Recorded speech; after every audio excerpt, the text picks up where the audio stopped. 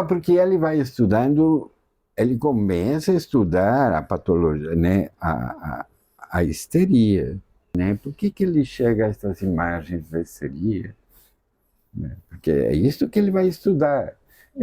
O trabalho que ele vê com as enguias, etc., o leva a estudar a doença, o sofrimento psíquico que ganha, ele vê, né, na histeria este grau de intensidade.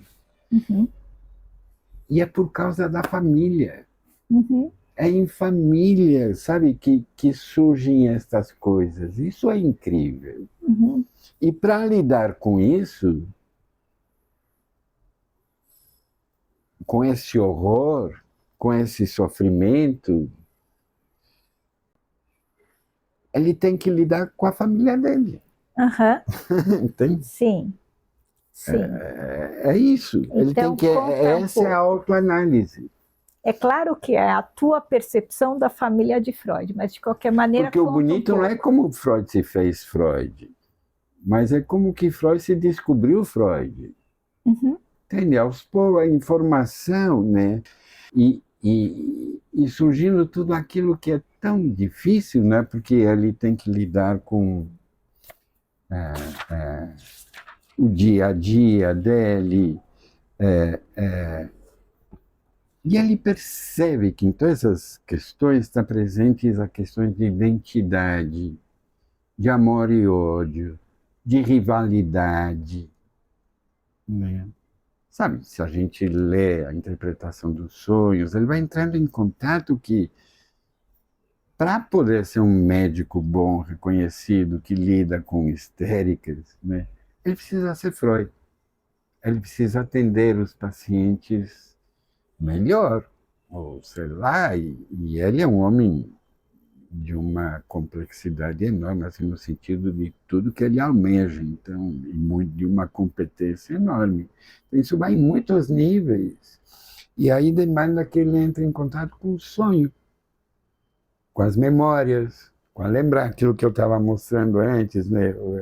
Isso tudo vai surgindo, né, do que a gente chama autoanálise de Freud, né? E vão surgindo, sim,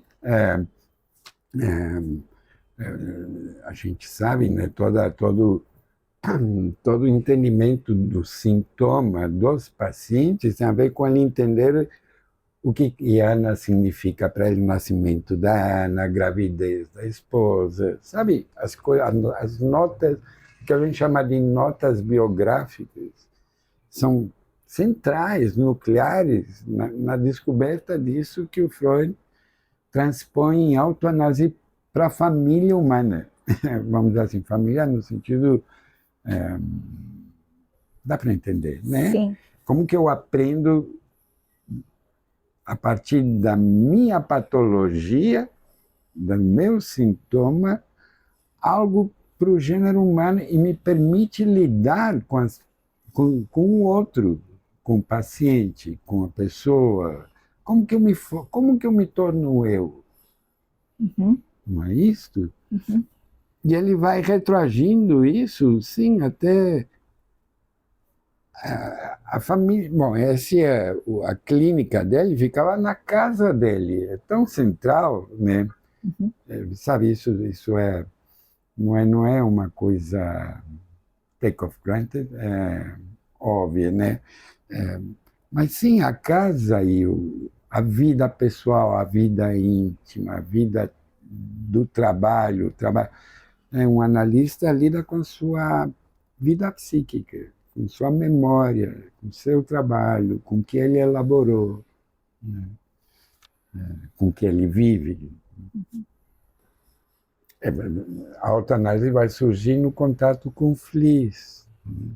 E o bem interessante, agora deixa eu ir até lá atrás, porque nesses livros com Fliss o que vai surgir é lembranças dele criança. Surge a criança em Freud, a história inicial, né?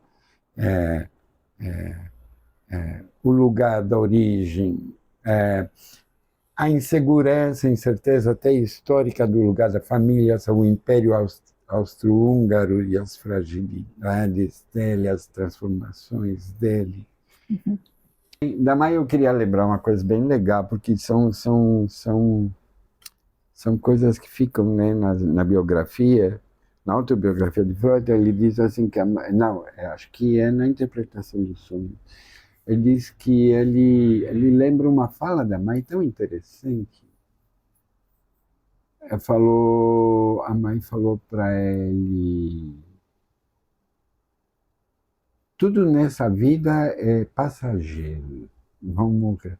Aí ele falou: não, imagina como tudo vai morrer. Não, tudo morre. Aí ele falou: não, não acredito. Ele falou: raspa a tua mão assim. Ali raspou a mão assim e saiu, sabe, as células mortas. A sujeira falou: tá vendo? Né?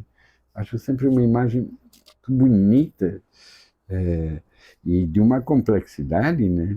Uma mãe que ensina ao filho sobre a passagem do tempo, né? Tem outra da Mike também que é clássica, né? Que diz que lá em Freiberg, no lugar onde ele nasceu, né? Uma aldeia muito pequena dos judaicos onde eles queriam viver, teria passado alguém e dito para ela que o filho dela ia ser um grande homem, né? E ele sempre foi, isso tá, todo mundo diz, né? Criado como o Freud, né? Assim, o grande homem, né? E o Freud era de não desapontar, ele era o primeiro em toda a escola, na universidade, enfim, era um menino querido da mamãe, né? De uma família grande e muito ampla e muito complexa, porque o pai vinha de um segundo casamento e com 2 filhos maiores.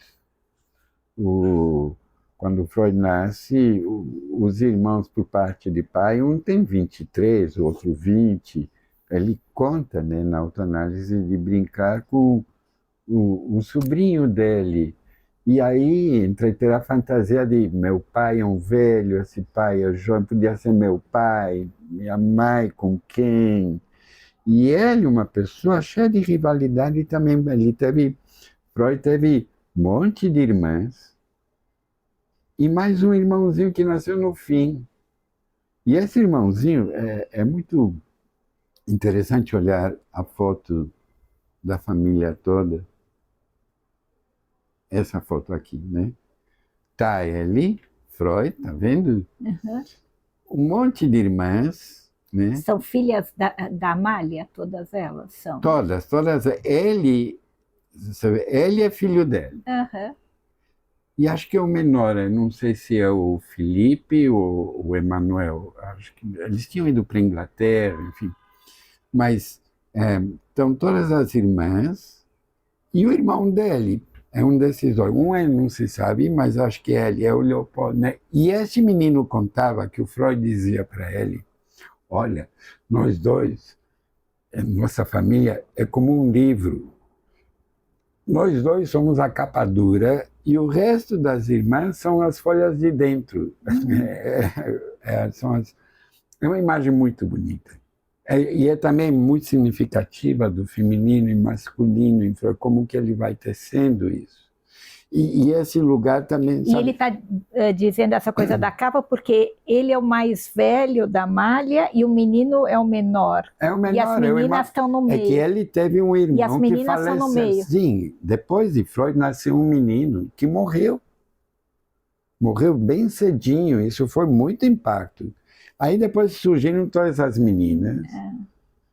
Pô, os nomes eu teria que ver um por um, não lembro direito. E depois esse menino, essa foto daqui, né? E o menino lembra isso, de que o Freud me falou uma vez, de que, olha, nós somos um livro, tem as capas duras e as folhas. É tão interessante porque eu entendo assim toda a autoanálise de Freud, sabe, como lidar com o feminino dele também, né? Com as irmãs, né? Com os outros, com os pacientes. É outro jeito de colocar como... Psicanálise é um álbum de família. Entende? Álbum de família no sentido mais por dentro e por fora, de sermos feitos em família de sermos feitos pela família que a gente introjeta, né? E de termos que lidar com as famílias, e com a família, o singular, né? É sempre feito de pluralidades, né? Esses retratos familiares grandes. Mas é interessante também, porque na maneira como você escolheu falar do tema, de alguma maneira você realizou isso, porque você vai desde o animal, né, do animal básico, né, assim, até as produções artísticas. O animal básico é bem kafkiano, sabe? Porque esse animal básico nunca é animal. No homem é sempre humano até... É incrível que somos igualzinhos aos primatas, né? Mas e certos órgãos podem ser até transferidos, mas essa coisa, né, em psicanálise de que a singularidade existe, sabe? De uma maneira muito profunda. Mas que é feita de toda essa Mas diversidade e dessa... enraizada, né, assim, vinda como id, né? Freud chama de id essa imanência tão transcendente, né? Uma transcendência na imanência. Mas apesar de que, se eu só ficar na transcendência, a minha imanência é por orgulho. Dá para entender? Mais ou menos. Se eu ficar encerrado, isso é o Levinas que fala, né? Ali tem um livro chama Totalidade e Infinito, né? Então, isso que a gente chama de eu, um sujeito, é uma totalidade ou é algo aberto, né? É composto de... Porque a gente é composto de família, uma rede de objetos, um trânsito, um fluxo, mas é um circuito fechado ou é um circuito aberto? É uma totalidade ou é infinita? Essa questão da transcendência imanente é para pensar essa... Mas por que o orgulho? É isso que eu não entendi. Se eu fecho narcisicamente, se eu digo, sabe, há maneiras de funcionar. Quer dizer, eu posso ilusoriamente pensar minha família é essa aqui. Família é uma ilusão. É uma coisa fechada. Família sem Freud dar vai conta chamar, de toda essa pluralidade. Para Freud isso é tão primário que ele chama isso de superego. Isso é um insight, é uma área, né, bem grande. Superego. Quer dizer, a família de cada um os depositórios, o Freud vai dizer os depositórios de toda a lei, de toda a norma. Ele explica Kafka um pouco. Sabe por que estamos em processo desde o início? Porque todo o depositório de todas as identificações com normas, regras, morais, ele chama superego. Superego, olha a palavra que ele usa, né? Não, mas é que eu nunca tinha pensado nesses termos, né? De que quando alguém diz, a gente diz, essa é a minha família, é um recorte ilusório feito na humanidade, né? Quando a gente poderia se dar conta da Babel de que somos feitos, né? Henrique, muito obrigada por todas as tuas reflexões e pelos elementos que você trouxe também de várias ordens para a gente ir construindo aqui conjuntamente esse pensamento. Eu acho que, de alguma maneira, diante dessa proposta família de Freud em Freud, eu acho que fizemos um trabalho que eu diria que é psicanalítico, né? No sentido de poder pensar a família de uma maneira nova, ampla. renovada. Nova, ampla. Muito obrigada. Eu que agradeço.